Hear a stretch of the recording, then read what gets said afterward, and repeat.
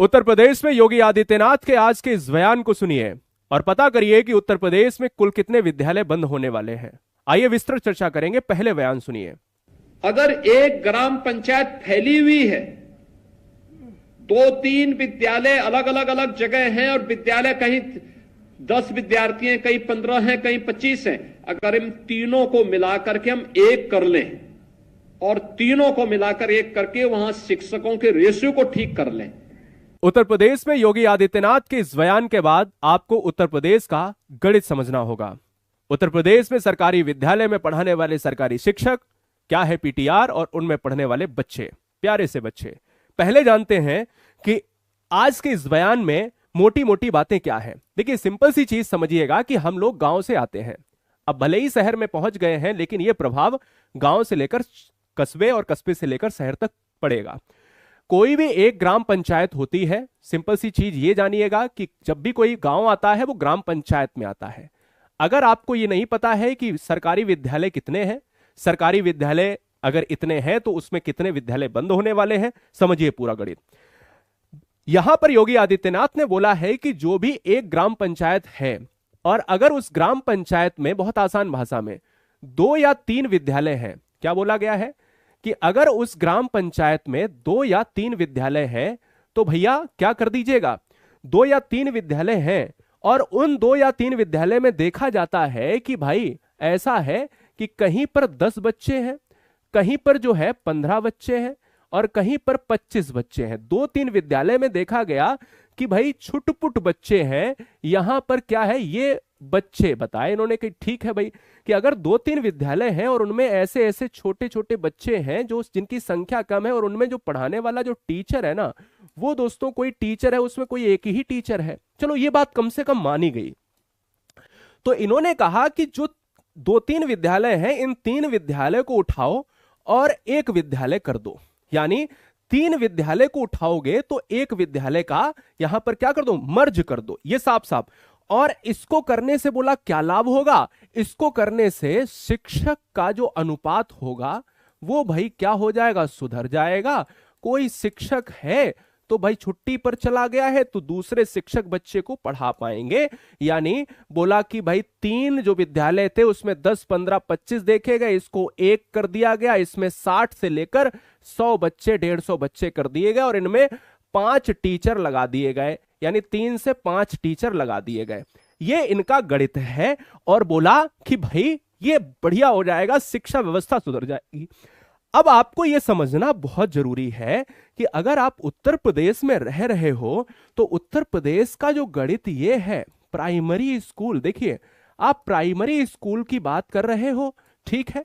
Primary जो school हैं उत्तर प्रदेश में वो अगर देखे जाएं तो 1 लाख क्या है, 1,11,614 जो स्कूल है। यहीं पर अगर ये देखा जा रहा है कि जो अपर प्राइमरी स्कूल है, अपर प्राइमरी ये आंकड़े हैं, इधर उधर थोड़ा सा आंकड़ा, कितने बंद होने ये भी अगर हम बात करें, अपर प्राइमरी जो स्कूल है वहां की अगर हम बात कर लेते हैं तो लगभग 50,000 के समथिंग या 45,651 विद्यालय हैं, ठीक है ना। अगर आप टोटल की बात कर लेते हो तो लगभग सूबे में क्या है, लगभग जो है आप सूबे की बात करते हो तो कुल विद्यालय आ जाते हैं 1,57,265। चलो मैं मान लेता हूं, लेकिन ये प्रभाव कितना पड़ेगा, प्रभाव यानी बंद होने वाले विद्यालय या मर्ज होने वाले जो विद्यालय हैं वो लगभग 27,700, 27,000 प्लस विद्यालय सरकारी स्कूल बंद हो जाएंगे। यह बात आपको समझनी चाहिए। 27,000 से ज्यादा सरकारी स्कूल बंद हो जाएंगे। यह बात कौन समझाएगा, किसको समझाएगा? क्या ऐसी प्रक्रिया नहीं हो सकती कि इन विद्यालय को बंद ना करके इन प्राइमरी और अपर प्राइमरी, जहां पर प्राइमरी में 30:1 का रेशियो और 35:1 का रेशियो अपर प्राइमरी में, उच्च प्राइमरी में चाहिए, एक शिक्षक अगर होता है तो 30 बच्चों पर प्राइमरी में 1 से 5 तक की बात और 35 का रेशियो होता है अपर प्राइमरी में 6 to 8 की बात। क्या यहां पर इन विद्यालय को बंद ना किया जाए और इनमें जो है क्या है, रेशियो सही कर लिया जाए?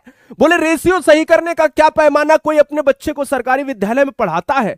अरे नहीं पढ़ाता तो आदेश करो ना ऊपर से। डीएम से लेकर जितने भी सरकारी विद्यालय में पढ़ाने वाले सरकारी शिक्षक हैं, सरकारी महकमे में आने वाले सरकारी कर्मचारी हैं, आदेश करिए और सारे बच्चों को, अपने बच्चों को कम से कम प्राइमरी विद्यालय में पढ़ाओ।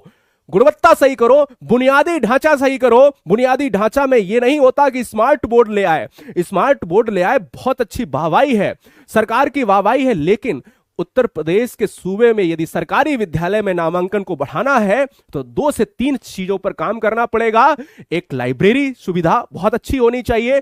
बुनियादी ढांचा में आपका एक बहुत बढ़िया क्या है, खेल का मैदान होना चाहिए जिससे बच्चे रुचि लें। आज का वो जमाना गया जहां मिड डे मील की बात होती है, आज वो जमाना है जहां पर आप सुविधाएं देते हो, बच्चा खिंचा चला है।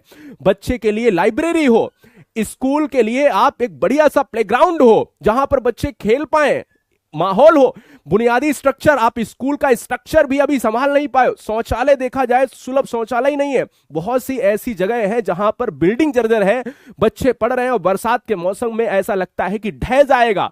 तो ये प्रक्रिया, ये बुनियादी जो हमारा स्ट्रक्चर है, यही हमारा बहुत कमजोर है। अब कोई भी कमेंट करके, कोई भी बात करके आ जाएगा कि हम सरकारी विद्यालय में अपने बच्चे को पढ़ाना चाहेंगे।